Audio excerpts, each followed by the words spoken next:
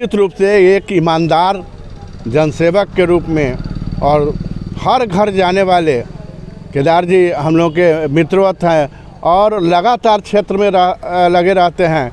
अभी आप रोड में घूमिएगा तो लगातार केदार जी का ही वोट नज़र आएगा। नमस्कार, आप देख रहे हैं उजाला दस्तक। ये चुनाव का जाला पर आया है। भाजपा में एक भूमिहार वर्ग क्या भाजपा से नाराज है, ऐसा चल रहा है?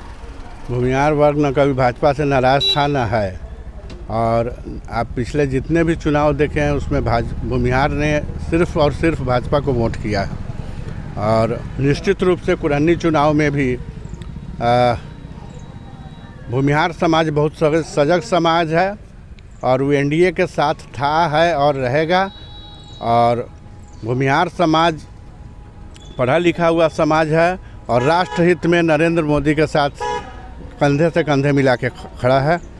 हम लोग सर उपचुनाव है, ऐसे में कई ब्राह्मण भूमिहार फ्रंट के नेता भी घूम रहे हैं कि भूमिहार मेरा कैंडिडेट है, लेकिन यहाँ आप लोग की क्या रणनीति है, जो कि आप भी एक भूमिहार समाज का? हम तो भारतीय जनता पार्टी का झंडा लेके चले हैं, झंडा ओढ़ के जाने वाले लोग हैं।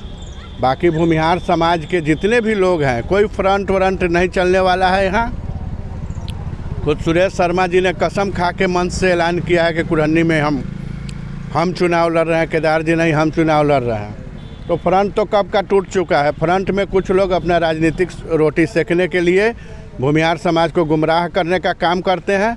हम भूमिहार समाज से अपील करते हैं, ये फ्रंट व्रंट के चक्कर में गुमराह नहीं हो और भारतीय जनता पार्टी को आप अपना एक एक बहुमूल्य वोट दीजिए और नरेंद्र मोदी के हाथ को मजबूत कीजिए। भारतीय जनता पार्टी को बिहार में मजबूत कीजिए और बिहार में भारतीय जनता पार्टी का सरकार बने, ऐसा भूमिहार वर्ग चाहता है। लगभग कितना वोट से आप जीत कर दावा कर रहे हैं? हम लोग इस चुनाव में 20 से 25 हज़ार वोटों से हम लोग इस चुनाव को जीतेंगे। हम लोग पिछले चुनाव में भी कुछ जगह लोगों ने गुमराह किया, कुछ लोग गुमराह करने में सफल हो गए वोटरों को, इसलिए हम लोग हार गए। हम लोग का जीता हुआ सीट था, मात्र 450 वोट से हम लोग हारे थे। और इस बार जो माहौल है, हम लोग घूम रहे हैं कुरहनी में, सभी जात वर्ग के लोग, आप वीडियो में देखे होइएगा, आप ही लोगों का सर्वे बताता है, सभी जात वर्ग का लोग भारतीय जनता पार्टी के साथ खड़ा है। और इस बार भारतीय जनता पार्टी का जो हमारा कैंडिडेट हैं केदार जी, बहुत ही मेहनती है। और 2 साल में जब राजद का विधायक रहा है तो लोगों ने केदार जी के काम को भी देखा है, राजद विधायक के भी काम को देखा है। और राजद विधायक की सदस्यता छीनी है किस भ्रष्टाचार में, इसको भी लोगों ने देखा है। इसलिए निश्चित रूप से एक ईमानदार भ्रष्टाचार में इसको भी लोगों ने देखा है।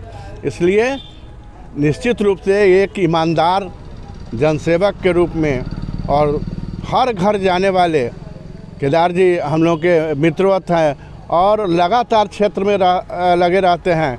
अभी आप रोड में घूमिएगा तो लगातार केदार जी का ही वोट नज़र आएगा। तो केदार जी ने विकास किया है, लोगों का सम्मान किया है। और विपक्ष में जो प्रत्याशी हैं उनके बारे में हमको कुछ नहीं कहना है, सब लोग आप लोग जानते हैं।